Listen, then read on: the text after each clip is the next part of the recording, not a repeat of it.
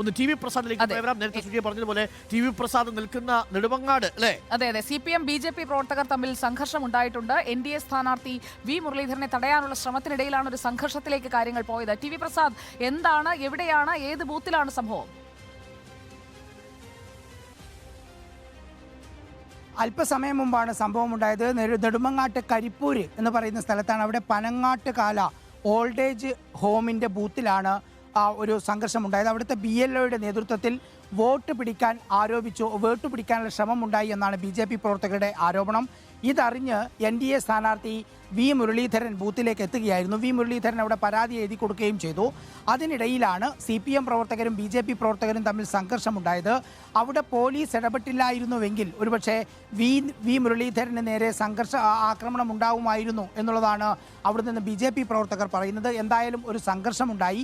അതിൻ്റെ ദൃശ്യങ്ങളാണ് നമുക്ക് കിട്ടിയത്. ആ ദൃശ്യങ്ങളിൽ വി മുരളീധരനെയും നമുക്ക് കാണാം. എന്തായാലും വലിയൊരു സംഘർഷം ഒഴിവായി. എന്തായാലും CPM പ്രവർത്തകരും BJP പ്രവർത്തകരും മുഖാമുഖം നിന്ന് സംഘർഷത്തിലേക്ക് കാര്യങ്ങളെത്തി. വലിയൊരു സംഘം പോലീസ് ഉണ്ടായതുകൊണ്ടാണ് വലിയ സംഘർഷം ഒഴിവായത്. ടി വി പ്രസാദ്, ആ ബൂത്തിൽ ഇപ്പോൾ വലിയ ക്യൂ ഉണ്ടോ? എങ്ങനെയാ ആ ബൂത്തിലെ ഇപ്പോഴത്തെ അവസ്ഥ? ആളുകൾ വന്ന് വോട്ട് ചെയ്തിട്ടൊക്കെ മടങ്ങിയിട്ടുണ്ടോ? നീണ്ട ക്യൂ കാണുന്നുണ്ടോ ആ ബൂത്തിൽ? ആ ബൂത്തിന്റെ പരിസരത്ത് ഇപ്പോൾ നമ്മുടെ യൂണിറ്റ് അങ്ങോട്ടേക്ക് പോകുന്നതേ ഉള്ളൂ. അരുൺ, അവിടെ നിന്ന് ദൃശ്യങ്ങൾ കിട്ടിയതാണ്, വിവരങ്ങൾ കിട്ടിയതാണ്. അത് വെച്ചാണ് നമ്മൾ റിപ്പോർട്ട് ചെയ്യുന്നത്. അല്പസമയത്തിനകം തന്നെ അതിന്റെ വിവരം നമുക്ക് തിരുവനന്തപുരത്ത് ഇപ്പോൾ ഇതുവരെ രേഖപ്പെടുത്തിയിരിക്കുന്നത് 58.24%. ഏറ്റവും ഒടുവിൽ 58.24%. എന്നാൽ ആറ്റിങ്ങലിൽ 61.24% രേഖപ്പെടുത്തിയിട്ടുണ്ട്. അപ്പോൾ തിരുവനന്തപുരത്ത് ആറ്റിങ്ങലിനെ അപേക്ഷിച്ച് മന്ദഗതിയിലാണോ പോളിംഗ്?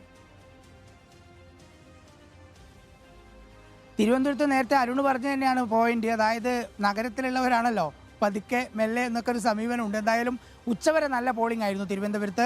നഗരത്തിൽ ഉച്ചയ്ക്ക് ശേഷം തിരക്ക് കുറവുണ്ടായിരുന്നു. ഉച്ചവരെ തിരക്കുണ്ടായിരുന്ന സ്ഥലത്ത് നല്ല പോളിംഗ് ഉണ്ട്. പക്ഷേ അരുൺ, ഒരു കാര്യമുള്ളത്, ആറ്റിങ്ങൽ മണ്ഡലത്തിലാണ് കൂടുതൽ നാടൻ പ്രദേശങ്ങൾ, അതായത് ഗ്രാമപ്രദേശങ്ങൾ ഉൾപ്പെട്ട ഭാഗമുള്ളത്. അവിടെ വി ജോയിയും അതുപോലെ അടൂർ പ്രകാശും തമ്മിൽ ഇഞ്ചോടിഞ്ച് പോരാട്ടം നടക്കുന്നുണ്ട്. നമുക്കെല്ലാവർക്കും അറിയാവുന്നതുപോലെയാണ് ആര് ജയിക്കുമെന്ന് ആർക്കും അറിയാത്ത സാഹചര്യം. പിന്നെ തിരുവനന്തപുരത്ത് സ്വാഭാവികമായും CPIയുടെ പന്ന്യൻ രവീന്ദ്രൻ മത്സരിക്കുന്നതുകൊണ്ട് തന്നെ ഒരു വിഭാഗം CPMന്റെ നേതാക്കളെല്ലാം ആറ്റിങ്ങലിൽ കുറേ നാളുകളായി കേന്ദ്രീകരിച്ചിട്ടുമുണ്ട്. സർവോപരി അവിടുത്തെ പ്രവർത്തകരെല്ലാം ഊർജ്ജസ്വലരാണ്.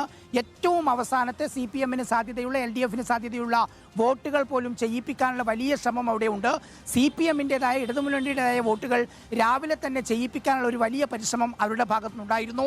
അതോടൊപ്പം തന്നെ അടൂർ പ്രകാശിൻ്റെ ഇലക്ഷൻ മാനേജ്മെൻറ്റ് നമുക്കെല്ലാവർക്കും അറിയാവുന്ന ഒരു കാര്യമാണ്. അടൂർ പ്രകാശും ഒട്ടും പിന്നിലായിരുന്നില്ല. വി മുരളീധരനും അവരുടേതായ വോട്ടുകൾ പരമാവധി പിടിച്ചെടുക്കാനുള്ള ശ്രമമുണ്ട്. തത്വത്തിൽ ഈ മൂന്നാവേശവും അങ്ങ് കൂടിച്ചേർന്നപ്പോൾ തിരുവനന്തപുരത്തിനെ അമ്പേ പരാജയപ്പെടുത്തി ആറ്റിങ്ങൽ മുന്നേറുകയാണ് പോളിംഗിൽ.